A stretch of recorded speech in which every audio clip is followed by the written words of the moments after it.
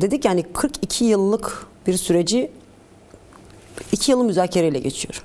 40 yılını devlet terör olarak tanımladı ki evinde oturan devlet yetkililerinin, iktidar yetkililerinin televizyonlarında söylediklerini, kurumlarında ifade ettiklerini belki bu şekilde kabul ederler ama o açıklamayı yapan devlet yetkilileri, devletin kendisi de hiçbir zaman bunun bir terör sorunu olmadığını çok iyi biliyordu. Çünkü o ülkede Kürdün nerede durduğunu, Türk'ün nerede durduğunu, hak hukuk meselesi açısından, yaşam hakkı açısından, kimlik açısından, kültür açısından, tarihin ta öncesine kadar her şeyi bırakalım. Bizim şu an ulaşmadığımız devlet arşivleri ellerinde. Kürdün nesi vardı, nesi yoktu, işte Türk'ün nesi vardı, nesi yoktu biliyorlar. Dolayısıyla terör meselesi mi değil mi meselesinin şu konuşma yaparken bile bunun terör meselesi olmadığını bilerek konuşuyorlar. En büyük sorun bu hocam, bu. Ben bir terör tarifi yapayım. İzin verirsen bak. Kim terör yaptı? Terör nedir? Halkı terörize etmek, korkutmak, endişe içinde tutmak, dehşete düşürmek. Buna terör deniyor. Ben şimdi soruyorum. Bu 100 yılı geçelim, şu son 40 yıllık savaş boyunca herhangi bir Türk köyüne, Manisa'da, İstanbul'da, İzmir'de bomba atıldı mı? Siviller havaya uçuruldu mu? Halk bu manada dehşete düşürüldü mü? DAEŞ gibi mesela İstanbul'un orta yerinde bir eğlence mekanı Kürtler tarafından basılıp yüzlerce insan öldürüldü mü? Terör bu. Terör bu. Peki Kürdistan'da neler oldu? Köylerin yakılması halka dehşet verir. Bunun adı terördür. Kim yapıyorsa onun adıyla alınacak bir terördür. Bu devlet terörüdür. Sen halkı dehşete düşürüyorsun. Sivil, silahsız, işi gücüyle meşgul olan bir halkın köyünü, köylerini, binlerce köyünü yakıyorsun. Demek ki sen halkı korkutuyorsun. PKK istisnai birkaç fedai eylemi dışında Türkiye metropollerinde ne yaptı ya size? Eğer Türk halkı PKK'nın teröründen dehşete düşmüş olsaydı Bodrumlarınızda, Antalyalarınızda, sahillerinizde milyonlarca Türk keyif çatabilir miydi ya? Sokağa çıkmaktan korkarlardı. Demek oluyor ki ortada bir Kürt terörü yok. Ama bir devlet terörü net bir şekilde var. Ya, Kaç bin? 17.000'den fazla faili meçhul var, evet, zaten. Faili meçhul. Yahu yani öyle tanımlanmış ölümler var diyelim. Evet, yani. Öyle tanımlanmış ölümler. Kaç tane Türk sivil faili meçhul cinayete kurban gitti? Faili meçhule kurban gidenler yine devletin iç kavgaları nedeniyle Uğur Mumcu'ydu, şuydu buydu. O nedenle toprağa düştü. Yani mesela Adalet Bakanı açıklama yaparken Eren Bülbül'den bahsediyor. Evet. Şimdi 40-50 yıllık bir sürecin binlerce ölümü var. Evet. Taraf belirtmiyorum. Kürt, Türk tarafı, devlet tarafı demiyorum. Binlerce ölüm var. Ve bütün bunların içerisinde bir ülkenin Adalet Bakanı bir yasayı uygulamasını sürdürecek, takip edecek biri, bu pozisyonda biri ve böyle hayati bir köprü olarak görüyorlar yasa. İşte bir bağlayıcılığı olacak bir yasa ile ilgili tek bir örnek veriyor. Ve korkunç bir şekilde zaten çarpıttıkları, inanılmaz bir şekilde toplum bu konuda militarize ettikleri bir örnek de Eren Bülbül örneği. Küçücük bir çocuğu götürüyorlar, operasyon yerine götürüyorlar. Annesinin röportajı var bu arada. Evet. Operasyona götürüp ölüme sürüklüyorlar çocuğu. Ve nasıl öldüğü belirsiz ama bir Adalet Bakanı böyle bir süreçte sanki bir seçim miting alanını da karşı tarafın oyunu zayıflatmak için yaparmışçasına böyle bir çıkış yapıyor. Evet, bu sürecin dili olamaz, olmamalı da. Hiçbir isim vermeyin. Eğer verecekseniz de, ki Kürtler şundan kaçmıyor. Kürt Özgürlük Hareketi de kaçmıyor. Biz yaptık meselesi değil. Komisyonu kurun, biz açığız. Aynen. Bir Adalet ve Hakikat Komisyonu kurulsun. Kim ne yapsa ortaya çıksın ki o zaman zaten terazinin dengesinin şaşacağını, ben Zilan katliamından gelen bir Kürt olarak, yani tesadüfi hayatta kalanlardan biri olarak, onların torunlarından biri olarak söylüyorum. Terazinin ağır basan tarafı tabii ki Kürtlerin tarafı olacaktır. Çok Ama şu an bizim ele aldığımız mesele bu değil zaten. Değil. Yani demek istediğim şu hocam, devlet zaten bir terör meselesi olmadığını biliyor. Mesele sorunu hakkıyla çözmenin sonucunun ona veya iktidarlara bir sonuç getirmeyeceklerini biliyorlar. Şimdi bu bahsettiğimiz 42 yılın 1-2 yılı bir görüşmeyle geçti. Ve artık siz dediniz ki biz terör diyordunuz. Şimdi onunla masaya oturacaksınız. 2 yıl gibi uzun bir sürede o kadar hassasiyet kaygılarınız varsa televizyonlarınızdan, medyanızdan bunun hakikatini ortaya koysaydınız. Türkiye toplumunun, Türk toplumunun, Türk milletinin bunun anlayacağını eminiz. Çünkü devletlerin ortaya koyduğu bir perspektif olacaktı. Bir haksızlık vardı, bir Kürt sorunu vardı. Tarihte yanlışlar yapıldı ve biz bunu telafi etmek istiyoruz. Bu daha çok anlaşılır bir şey. Şimdi iyice zorlanıyorlar ha. Çünkü her attıkları adımda habire terör dedikleri için adım atmakta kendileri zorlanıyorlar. Tabii. Bu sefer biz şunu nasıl yapacağız, şu adımı nasıl getirteceğiz? İşte insanlar bu sefer diyor ki sen hem terör diyorsun, askerimizi, şehidimizi öldürmüş, nasıl ülkeye gelip elini kolunu sallayacak diyor. Haydi anlatsın bakalım. Bu da devletin sorumluluğu bu arada. Çok doğru söylüyorsun. Bunu yapmak zorundalar ama bu arada. O gerillalar gelecek, toplumsal açıdan içerisinde yer alacaklar. Ve onlar bunun zeminini sağlamak zorunda. Ama bunu terör diye iki defa daha sürdüremeyeceklerinin farkındalar. O yüzden çok geç olmadan bence bir an önce gerçekten de bu hakikatle yüzleşmeleri gerekir. Çünkü devlet bunun terör olmadığını çok iyi biliyor. Devletin ortaya koyduğu işte Sedat Pekerler'in anlattıklarını hatırlarsanız bir programda defalarca konuştuk. Adam dehşetten bahsediyor ya. Bir devletin eline bir dehşet saçmaktan bahsediyor. Uyuşturucusundan faili meçhullerine, yani Kürt tarafına daha değinmeden bunları anlatıyor. Devlet ne yaptığını, ne yapmadığını çok çok iyi biliyor. Şimdi 40 yılın başında derler iyi bir iş yapmaya kalkıyor. Eline gözüne bulaştırmasın ki hem Kürtleri hem Türkleri de gerçekten bu anlamda bir arada tutabilsin. Çünkü bunun sonrası daha büyük bir yıkım getirecek. Bu çok büyük bir gerçek. O yüzden şimdi artık bence bu terör meselesiyle, yani onların ayağına dolanacak. Kürtler yıllardır terör kıskacı içerisinde yaşıyor bu arada. Mücadele de ediyor. Terör denildi ama yine mücadeleden vazgeçmediler. Hapislere düştüler, sürgünlere, öldürdüler. O terör etiketi üstlerine olmasına rağmen başları dimdik bir şekilde yürüdü. Yani bahsettiğim Kürtlerin hepsi elinde silah almış gerillalar değildi. Toplumsal alanda her yerde, siyasette yaşadılar. Emek alanında yürüdüler, dimdik yürüdüler. Bundan sonra da yürürler. Esas gerçekten de ben 3. Dünya Savaşı'nda etrafım yangın çemberi, önümü görmek istiyorum diyen devletin bunu bir kere daha önüne net bir şekilde koyması ve bundan vazgeçmesi gerekiyor diye bakmak lazım. Ve bunu sürekli yine bir tarafa yontma derdine girmişler. Bunu ben başardım. O diyor ki yok ben başardım. İşte şimdi Erdoğan'ın açıklamanın devamında bu var mesela. Diyor ki aynı şekilde terör meselesi 84'ten bu yana canımızı yakıyordu. Şimdi yaylalarda rahat geziyoruz. Evlatlarımız tek tek toprağa düşüyordu. Türkiye'nin gençleri morali, birikimi, hayali de hain terör eylemleriyle her gün solup gidiyordu. Ne dedik? Biz çözeceğiz dedik. Türkiye'yi 40 yıllık bu sıkıntıdan kurtaracağız dedik. Elhamdülillah işte onu da Cumhur İttifakı olarak çözüyoruz ve çözdük diyor. Şimdi Numan Kurtulmuş'un dediğine bakın, bu herkesin başarısıdır falan. Şimdi Erdoğan diyor ki Cumhur İttifakı biz. Aferin. Biz yaptık diyor. İyi de ya madem yaptın, ne diye İmran'ın kapısını çaldın? Gidiyorsun İmran'ın kapısını çalıyorsun. Evet. Bahçeli çıkıyor diyor ki meclise gelsin. Tamam. Ya gelmeseydi?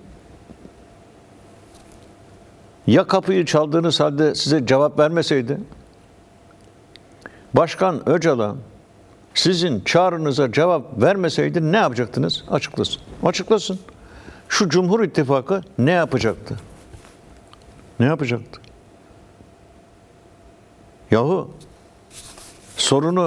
Kürt sorununu çözdüm diyen terörist kimse onu teröristlerin başı olduğunu iddia eden insana başvurarak dağdan indirmeye kalkmaz. Gidersin tünelini, mağarasını, müstahkem mevkilerini yok edersin. Hepsini esir alırsın. Önüne de bir teslim kağıdı koyarsın. Teslim kağıdı 2 yıl boyunca yazılmaz. Teslim kağıdı 2 dakika içinde yenilene imzalatılır. 2 dakika içinde. Koskoca Hitler ordusunun komutanı Maraşal Zhukov'un karşısında masaya oturdu. Önündeki kağıdı doğru dürüst okumadan 2 dakika içinde imzaladı. Teslim anlaşması böyle imzalanıyor. Ah, sen 2 yıldan beri müzakere yapıyorsun, aslında müzakere de yok diyor. Adalet Bakanı sanıyorum böyle bir şey söyledi. Peki bu ne biçim teslim kağıdı ya? Bir türlü beceremiyor musunuz yazmayı? Sizi yendik, silahlarınızı bırakacaksınız, hepiniz teslim olacaksınız. Teslim olanlara belki özgürlük sağlayacağız. Kabul mü, red mi? Konuş. Niye böyle diyemediniz? Okumanız, yazmanız yoktu da 2 yıl boyunca mı? Harf harf, virgül, nokta, noktalı virgül. Bunlarla mı uğraştınız? Kimi kandırıyorlar ya? Kesinlikle kendi Türk halkını kandırıyorlar. Tuğba, Türk halkına biz zafer kazandık demek istiyorlar ya. İnanılır gibi değil. Ya şimdi tarihi çarpıta çarpıta bugünlere bir 100 yılı geride bıraktık. Tarih çarpıtıldı. Hakikat çarpıtıldı. 2 yıllık öncesini çarpıtılmak isteniyor. 2 yıl önce ki Bahçeli'nin açıklamasına birazdan ona bakacağız. Diyor ki çağrıyı ben yaptım diyor. Yani gerili oradan biz tamam teslim bayrağını çekiyoruz gelin diyor. Böyle bir çıkışı biz yaptık diyor. Yani devlet kendisi diyor ki biz başlattık. Biz çağrıda bulunduk. Biz istedik. Şimdi bu gerçek bu kadar ortadayken o kadar polisimiz, askerimiz çok iyi mücadele ettiği için, bu kadar savunma sanayini ortaya koyduğumuz için, bu kadar silahı iyi ürettiğimiz için bu noktaya geldik dediğiniz zaman gerçekten de bu Türk halkını, Türk toplumunu kandırmaktır. Dalga geçmektir esasında. Kesinlikle. Bu şeye benziyor. Bu hafta yaşandı. Hakikaten trajikomik bir durum. Şimdi 2024 yılında DEM Parti'den İdil Belediye Eş Başkanı ihraç edilmiş. DEM Parti'den 8 ay sonra ihraç edilmiş. Şimdi AKP'ye geçmiş. Ama AKP'ye geçerken bu Erdoğan rozet takacak ya salonda nasıl anons yapıyorlar biliyor musunuz hocam? DEM Parti'den istifa ederek partimize geçen İdil Belediye Başkanı deyip çağırıyorlar. 2 yıl aradan geçmiş, DEM Parti'den ihraç edilmiş birini gelip bu hakikati çarpıtmak böyle bir şey hocam. Aynen herkes aynı şeyi yaşıyor ama alıp oradan başka bir şey. Yani Erdoğan da bu yalanı duya duya o rozeti takıyor. Evet DEM Parti'den istifa etti ve bize geldi. İstifa yok. 2 yıl önce ihraç ve sonrasında onların partisine geç. Bu böyle yani hani teşbihte hata olmaz derler ama böyle bir şey var bu yani. Böyle bir durum var. Yani hakikaten çok komik. Evet, evet. Yani bu zafer de bunun gibi bir şey. Sen oturmuşsun, evet karşılıklı. Ya bu işin aslında temiz tarafı şu. Her iki tarafın ortak çıkarı böyle bir anlaşma ve uzlaşmadaydı. Bunu kabul edeceksin. Ya bu seni alçaltmaz. Evet. Alçaltmaz. Sen bir siyasi iktidarsın. Senin ordun, polisin, neyin varsa çarpışmış. Karşı tarafı yok etmek istemişsin. Yok olmamış. Peki bu savaş 40 yıldır sürüyor. Devam etsek bir 40 yıl daha sürer. Kendin söylüyorsun. Bilmem kaç trilyon dolar kaybettik bu savaşta. Şu kadar insanımız öldü.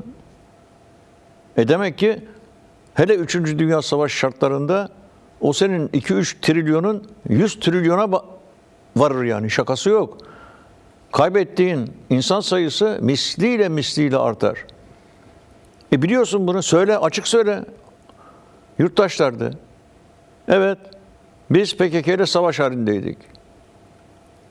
Fakat bu savaş bitmek bilmedi. Ülke için durum tehlikeli bir hal aldı. Etrafımız savaşan devletlerle dolu. Öyleyse kardeş kavgasını sona erdirme kararı verdik. De bunu ya. Ne var bunda? Ne var bunda? Çünkü sen bundan sonra Kürt halkıyla birlikte yaşayacaksın.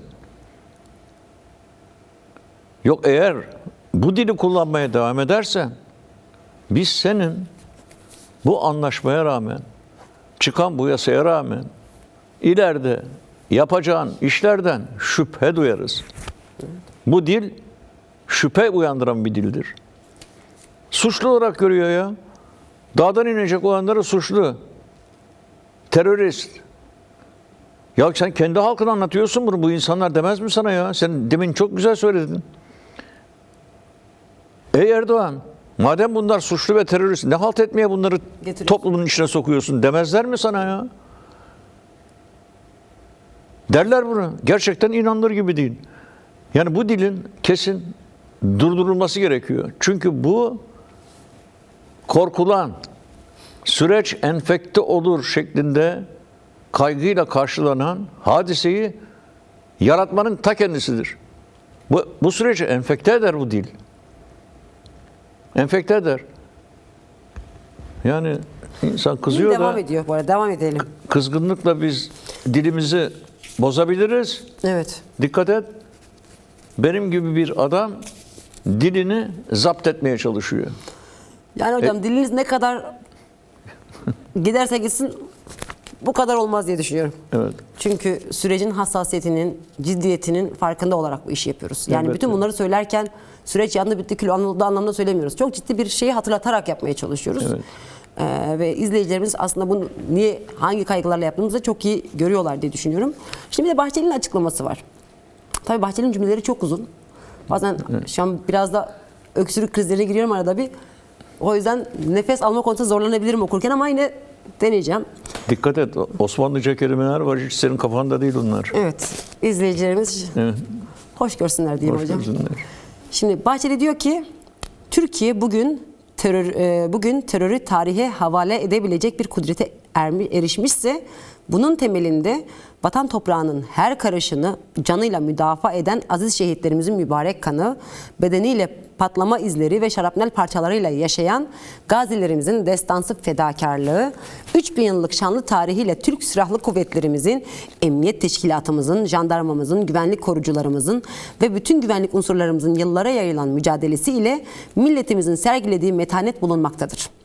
Terörün bütünüyle tasfiye edilmesi bu toprakları bizlere vatan kılan kahramanlarımızın mücadelesinin boşa çıkmadığının, terör örgütü PKK'nın ve onun bütün uzantılarının tarihin karanlık sayfalarına gömüldüğünün en açık tescili olacaktır. Şimdi neresinden tutsak bu yazının bilmiyorum hocam. Bu açıklamanın yani. Evet. Devamında yani hepsini okumayacağım ama PKK'ya ya da Kürt sorununa yaklaşımını ifade eden kısmı. Terörsüz Türkiye hedefi, Türkiye'ye karşı yaklaşık yarım asırdır kullanılan en kanlı jeopolitik müdahale vasıtalarından birini onu sevk ve idare eden gafillerin elinden geri dönmemek üzere alma gayesi üzerine bina edilmiştir. Nitekim 22 Ekim 2024'te yaptığımız çağrıyla başlayan PKK terör örgütünün fesih ve silah bırakma istikametinde gelişen safhalarla somutlaşan meselenin TBMM eliyle falan diye devam ediyor yani. Burada yine bir Kürtler bir maşa olarak kullanılmış da işte Kürtlerin bir derdi yokmuş gibi görülüyor. Diğer kısmı şu. Diyor ki Türkiye'nin terörden bütünüyle arındırılması yalnızca dağdaki silahlı unsurun etkisizleştirilmesi ve örgütsel kapasitesinin zayıflatılmasıyla mahdut bir güvenlik meselesi olmayıp terörün yeniden neşvünema, evet tam da dediğiniz yer burasıydı, bulabileceği siyasi, sosyolojik ve jeopolitik zeminlerin kurutulmasının milletimizin arasında etnik veya mezhebi mülazalarla sokulmak istenen ihtilaf ve husumet damarlarının kesilmesini diye devam ediyor. Yani en nihayetinde diyor ki tartışması biçiminde hakim kılmasını ihtiva eden çok katmanlı bir milli güvenlik meselesidir. Yani aslında özü buydu. O uzun cümlenin özü bu. Bir milli güvenlik meselesi olarak görülüyor. 22 Ekim 2024'te tarihinde Milliyetçi Hareket Partisi grup toplantımızda ilk defa dile getirdiğimiz terörsüz Türkiye iradesinin fikri, siyasi ve stratejik menbaı olarak da tam olarak bu hakikatin özünde aranmalıdır. Şimdi burada da tabii MHP'ye yontmuş bu işi. O da ayrı bir başlığı. Şimdi bol terör soslu bir açıklama. Yani devletin makamlarında konuşuluyor. Çok yüksek bir oyla meclisten geçiyor. Ve deniyor ki artık bir de yani yasanın adı bile işte neyin güçlendirilmesi işte toplumsal bilmem neyin güçlendirilmesi diyor.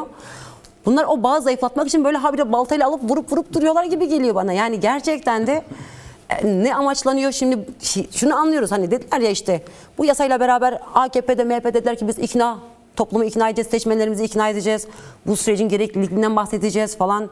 Yani az önce bahsettiğimiz var ya Kürt sorunun realitesi. Şimdi bu şekilde yaklaşıyorlar. Merak etmeyin. O kadar çocuklarınız öldü.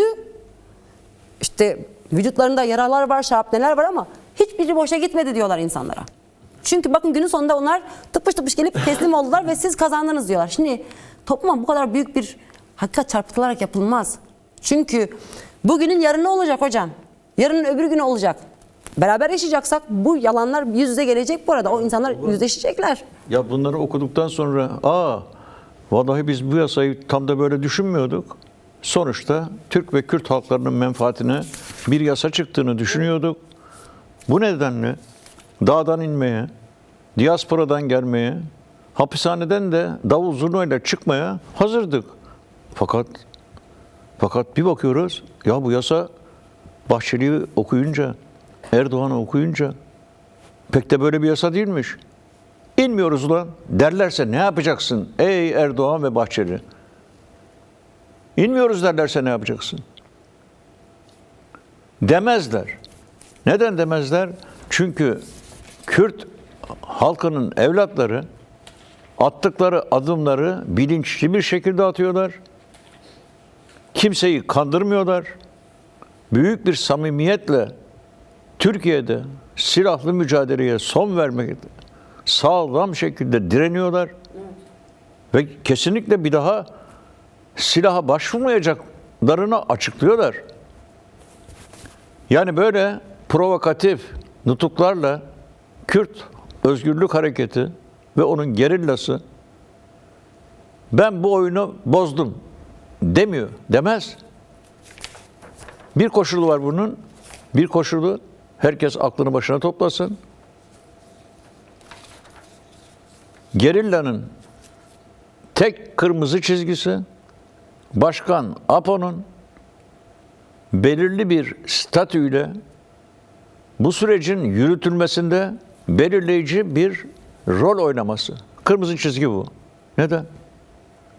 Sanıyorum zaten Karayılan. Evet. Bence o kısma eğer gelebilirsen vallahi çok iyi olur. Şimdi Hatırlayamadım tam konuşmasını. hemen bulayım. Uzunca bir konuşmaydı. Evet. Önder Apo ile ilgili kısmını şöyle alalım. Uzun bir kısmı birazdan bununla konuşacağız. Hani yenme yenilme meselesini vurgu yapıyor. Onu da birazdan ele alacağız. Evet. Şimdi diyor ki HSM Komutanlık Üyesi Murat Karayılan diyor ki ben daha önce eğer Önder Apo zindandaysa kimseye silah bırak ve git diyemem dedim. Şimdi de aynı noktadayım diyor. Fakat şunu diyebilirim. Fakat artık şunu diyebilirim. Değerli yoldaş, git Önder Apo seni karşılayacak. Dönem perspektiflerini Önder Apo sana verecek diyebilirim. Yani eğer Önder Apo devreye girerse, arkadaşları karşılarsa, toplantılar yaparsa ve ikna ederse olur. Biz bu mücadeleyi savaş ve silah zemininden çıkarıp siyaset ve hukuk zeminine taşımaya hazırız. Önderliğimiz bunun için 33 yıldır çabalıyor ve biz de ona güveniyoruz. 33 yıldır yürütülen savaş fazladan yürütülen bir savaştır. Kendini tekrar olduğu gibi aslında yerinde olmayan bir savaştı. Fakat bizi yok etmek isteyenlere karşı bu savaşı yürütmeye mecbur kaldık. Her daim böyle oldu. Biz bu savaşı sona erdirmek istiyoruz ve samimi yaklaşımımız budur diyor. Şimdi Önder Apo bu süreç için ne dedi? İdam sehpasından diyalog masasına geçtik. Bu önemli bir süreç için bir başlangıç, ilk adım olabilir dedi. Bu çok anlamlıdır. Biz de öyle yaklaşıyoruz. Fakat bu sürecin mimarı zindandaysa bu iş yürümez. Bunu herkesin bilmesi gerekiyor. İnanıyorum ki devlet yetkilileri de bunu biliyor. Çünkü hakikat budur diyor. Ve sonrasında dille ilgili kısım var. Daha sonrasında kullanılan dile ilişkin değerlendirmeleri var. Onunla devamda konuşuruz isterseniz. Tamam. Şimdi burada Karayılan yani gönülden bağlı olduğu önderinin özgür olmasını isteyen bir kişi değil. Yani bunu sadece manevi bir bağ yüzünden bir talep olarak ortaya atmıyor. Bu tarihi dönemde çıkmış olan yasanın gerçekliğe kavuşabilmesi, sonuç alabilmesi için temel bir meseleyi dile getiriyor. Ya bak şimdi, bu yasaya göre bütün bu süreci yürütecek olan bir kurul var.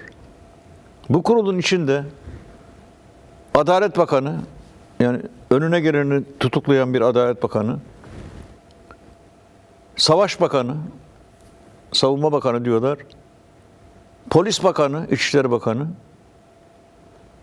MİT Başkanı, eski MİT Başkanı, şimdiki Dışişleri Bakanı, bir de Cumhurbaşkanı Yardımcısı var, iyi mi? Devlet güvenlik bürokrasisi bu süreci yürütecek. Tamam. Ne yapacak? Bakacak. Ne adına bakacak? Devlet adına bakacak. Devletin güvenliği adına bakacak. Besbelli. Zaten söylüyorlar. Devlet güvenlik meselesidir diyorlar. Kürt sorunu meselesi değildir. Kürt sorunudur demiyorlar. Devletimizin güvenlik meselesidir diyorlar. Güzel. Sonra Milli Güvenlik Kurulu'na diyecekler ki devletimizin güvenlik meselesi çözülmüştür. Mağaralar boşaltılmıştır. Silahlar yakılmıştır. Artık yasak yürürlüğe girebilir diyecekler. Sonra bu Milli Güvenlik Kurulu bu raporu inceleyecek. Kim bu Milli Güvenlik Kurulu? Ordunun başı, kuvvet komutanları ve AKP'nin güvenlik bürokratları. Milli Güvenlik Kurulu da bu. Milli Güvenlik Kurulu bu raporu onayladıktan sonra gerilleye diyecek ki inebilirsin. Ya bu Milli Güvenlik Kurulu'nun sicilinde Kürtlere karşı bilmem kaç çeşit savaş kararı var. Verilmiş yüzlerce söze ihanetler var. Gel anlaşalım dediği insana asmış. Türkiye Cumhuriyeti tarihi böyle bir tarih. Milli Güvenlik Kurulu'nun inin aşağı lafına hangi gerilla güvenir ya? Nereden belli? Ya tuzak hazırladıysa? Yapamaz mı? Hazırlamaz mı? Ya ikinci çözüm sürecinde ülkeyi terk etmeye giden gerillaları bunlar öldürmediler mi ya Tuğba? Yüzlerce insan hayatını kaybetti. İnanmaz. Kime inanır? Başkan Öcalan'a inanır. Peki ona inanması için Başkan Öcalan'ın nasıl bir statüsü olması lazım? Silahsızlanma ve yasallaşma sürecinin yürütücüsü olarak bir statüsü olması gerekir. Hukuki bir statü. Sahada durumu görmesi lazım. Gerillanın güvenliğinin mutlak şekilde temin edildiğini saptaması lazım. Bunu saptayacak. O zaman diyecek ki artık yoldaşlar inebilirsiniz. Gerilla o zaman inecektir. Şimdi demek ki iki mekanizmaya ihtiyaç var. Devletin güvenliği için devlet bürokrasisinin kurduğu kurula ihtiyaç var. Devletin güvenliği için Milli Güvenlik Kurulu'nun bilmem nesine ihtiyaç var. Ama aynı zamanda da gerillanın güvenebilmesi için Öcalan'ın başında bulunduğu bir koordinasyon komitesine ihtiyaç var. Başka türlü güvenmez. Güvenmem diyor zaten. Yani biz senden ikimiz sakın güvenmeyin bunlara falan demiyoruz yani. Onlar diyorlar ki biz başka bir mekanizmaya güvenmeyiz. Peki nasıl olacak bu iş? Sen madem ki böyle, madem ki dağdan inmesini istiyorsun, madem ki uzlaşmak istiyorsun, madem ki Türk-Kürt ittifakını kurmak istiyorsun, gerillaya güven vermek için Başkan Öcalan'ın özgürlüğünü temin edeceksin. Ne olur ya temin etmezsen? Ne olur? Alacağın mı kalır? Ömür boyu hapis. Hala yaşıyor.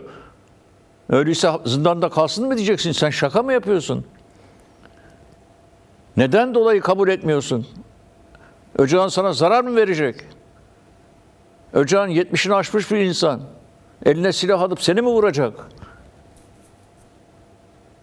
Ya bütün bu sürecin başlangıcından yasanın çıkmasına kadar esas rolü oynayan Öcalan'dan sen neden korkuyorsun? Ne yapacak sana? Öcalan dağdaki gerilleye güven verecek. Tuzak var mı yok mu bakacak. Samimi misin değil misin anlayacak. Ve anladıklarını dağda kendisini önder olarak tanımış binlerce gerilleye anlatacak. İndikleri zaman ne yapmaları gerektiğini söyleyecek. Neye dikkat etmeleri gerektiğini de söyleyecek. Devletin hassasiyetlerinden de bahsedecek. Ne oluyorsun? Ne için? Ne için? Bazı duyumlara göre Tuğba, başkanın İmralı'da hayat şartlarının, esaret şartlarının iyileştirilmesinden söz ediliyor. Hatta İyileştirileceğinden mi, iyileştirildiğinden mi diyorsunuz? iyileştirilecek de deniyor. Bazı şeyler için fazla zaten engel yok deniyor. Mesela akademisyenlerle, gazetecilerle elbette görüşebilir diyor. Dediler bunu. Değil mi? Açıkladılar yani. O süreçte rol oynayan bir AKP'li. Ya mesele esaret sürecinin iyileştirilmesi değil. Esaretin kaldırılması. Bu çok net. Çok net. Ya zaten sen dağdan inecek, daha önce silah elde dağa çıkmış olan insanın özgürlüğünden söz ediyorsun. Onları dağdan indirecek olan kişinin özgürlüğünden söz etmiyorsun. Bu olmaz. Akıl kârı değil bu ya. Akıl kârı değil. Ve o insanlar kendileri özgürleşirken önderlerinin zindanda kalması gibi bir adaletsizliği kabul edecek tıynette insanlar değil. Ya burada biz o komplo günlerini unutmuyoruz. Televizyonlarda neler gördük biz, neler. Ne fedailer gördük, ne fedai kadınlar, erkekler, gencecik insanlar. Vücutlarını ateşe vermiş insanlar. Yani ya siz bu halkın evlatlarının inançlarıyla sakın oynamayın. Sakın oynamayın. Yani bir de uzunca bir süredir, 2 yıldan fazladır işte yasa, görüşmeler, komisyon, uzunca bir sürece yayılan bir dönemi yaşadık biz esasında. Ve tabii kaygılar var işte ve 2 yıl boyuncaki bütün özgürlük hareketinden, hareket yönetiminden hepsinden gelen açıklamalar çok net şunu söylüyorlardı. Biz kongrede fesih kararını alırken Bahçeli'nin konuşmasını bir daha hatırlatarak söylüyorlar. Bahçeli dedi ki Öcalan örgütünü feshetsin. Ondan sonra meclise gelsin, DEM Parti grubunda konuşsun, Umut Hakkı olsun. Biz buna istinaden ve esasında temel dayanağımız, şartımız zaten Önder Apo'nun özgür olması, özgür çalışır koşullarda olması koşuluyla biz fesih ve sonraki süreçleri adımları attık. Dolayısıyla bu hala geçerli diyorlar. Yani ilk defa ortaya atılmış bir durum değil esasında. Ve yine şimdi gerillanın dönüşü, yasa kapsamında nasıl devam edeceği, güvenceni, çünkü iki taraf açısından güven sorunu var. Şimdi hem Karayalan'ın ortaya koyduğu tablo bunu gösteriyor. Doğrudan sürecin yürütücüsünün içeride olduğu bir yerde gerilla açısından bir güvence yok dönüş açısından esasında. Yani benim anladığım en azından önemli güvenceler, en önemli güvence Önder Apo'nun özgür olmasıdır bu arada. Ona bu en önemli güvence olacak gibi geliyor. Gerilla'nın dönüşünün olup olmaması açısından ki anladığım kadarıyla Karayalan da bunu söylüyor. Yani ben silahınızı bırakıp gidin diyemem çünkü Önder Apo'nun durumu belli. Yani buradan anlıyoruz ki en azından önemli güvencelerden biri Önder Apo'nun özgürlüğü ve statüsünün çok net bir şekilde özgürlüğünün olması ve statüsünün belirlenmiş olmasıdır. Bundan sonrası yani iktidarın bu işi yokuşa sürmesi tıkamaya götürür. Anlaşılan bu zaten hocam. Dediğimiz gibi aslında uzunca bir program boyunca bu dil meselesini konuştuk. Karayalan'ın da bu anlamda önemli vurguları var. Dilerseniz onları da bir kez daha belki bu şeyde ele alalım. Diyor ki diğer taraftan kullanılan dil hala değişmemiş. Savaş dili belliydi. Türk devletinin savaş dili psikolojik savaş diliydi. Sürekli vurduk ve kazandık diyorlardı. 15 Ağustos atılımı gerçekleştiğinde Türkiye Cumhurbaşkanı Kenan Evren'di. Kenan Evren bu suçu işleyenler kim olursa olsun hangi deliğe girmişse hangi taşın altına saklanmışsa 72 saat içerisinde ordumuz onları kulaklarından tutar, adaletin önüne getirir dedi. Ancak o 72 saat şimdi 42 yıl oldu ve halen de gerçekleşmiş değil. Önder Apo tek başına yola çıktı. Şimdi milyonlarız. 10 binlerce kadromuz var. Kim kazanmış, kim kaybetmiş? Ölüm döşeğindeki bu halk bugün ayağa kalkmış. Bölgede en özgürlükçü, demokratik ve mücadeleci halktır. Kadın özgürlüğü temelinde demokratik ve özgür bir sistem yaratılması konusunda tüm halkların umududur. İşte 15 Ağustos bunu yarattı. Bütün Kürdistan'da ulusal ruhu ve bölgede direniş ruhu yarattı. Onlar halen biz kazandık diyorlar. Şimdi 2016 yılında NATO'dan teknolojik destek aldıktan sonra Süleyman Soylu diyor ki 2017 Nisan'ına kadar PKK ortadan kalmayacak ve artık kimse PKK'nın adını almayacak dedi. Birçok kez bu tür söylemlerde bulundular. Son olarak 2021 yılının Şubat ayında Gare'ye karargahımıza dönük bir saldırı gerçekleştirdiler. O zaman Irak devleti ve bazı Kürt kesimlerinin desteğiyle 3 ay içerisinde bir bütün olarak tek fert kalmayacak şekilde bizi Güney Kürdistan'da yok etmeyi ve çıkarmayı planlamışlardı. Bu temelde saldırıya geçtiler. Fakat sonuç ne oldu? Geçen yıl devlet yetkililerinin talebi üzerine antlaşma ile arkadaşları zaptan çıkardık. Yani geçen yıl dedi 2025. Arkadaşlarımız halen Metina'da ve arkadaşlarımızı Metina'dan çıkarmamız için bizden talepte bulunuyorlar. Madem başardınız, yendiniz, niye bizi zaptan çıkaramadınız? Neden Metina'da hala gerilla arkadaşlarımız var? Demek ki ortada bir güç ve irade var. Açık ki Türk devlet güçleri o alanlarda tıkandı ve ilerleyemedi. Bu bir gerçektir. Kimsenin hakkını yemiyoruz. Türk ordusu güçlü bir ordudur. NATO'nun ikinci ordusudur. Elinde modern silahlar var ve savaşıyor. Fakat kadınıyla erkeğiyle Apocu Kürdistan Özgürlük Gerillası da sıradan bir güç değildir. Savaşta fedai ve uzman bir güçtür. Kimse onları yenemez. Bunun son ispatı da zapt direnişidir. İsa peygamberin de dediği gibi Sezar'ın hakkı Sezar'a verilmelidir diyor. Eklemek ister misiniz? Son bir kısımda onu da aslında ele alayım. Ondan sonrası siz devam edin.